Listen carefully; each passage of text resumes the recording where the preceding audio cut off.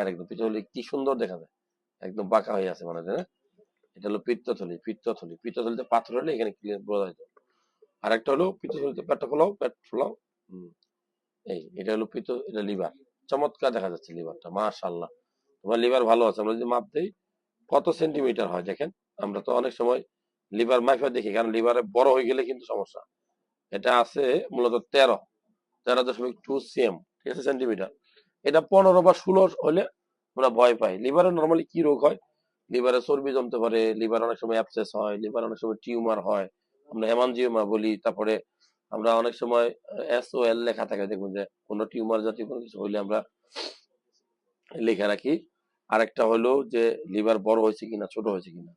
যাই হোক, আপনি একটা আল্ট্রাসাউন্ড করার নিয়ম কি জানেননি? মূলত খালি পেটে করবেন।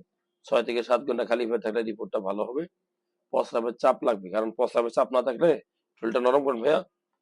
হ্যাঁ, এই দেখেন পিত্তথলিটা, এই প্রস্রাবের থলি, এই প্রস্রাবের থলি যদি ইনফেকশন আছে, এটা বোঝার জন্য এই প্রস্রাবের চাপ লাগবে। এটা প্রস্রাবের থলি। আর এটা হলো প্রস্টেট গ্ল্যান্ড। তো যারা ভিডিও দেখছেন, এটা প্রস্টেট, এটা প্রস্রাবের থলি। কোনো কারণে পাথর হলে এখানেও বোঝা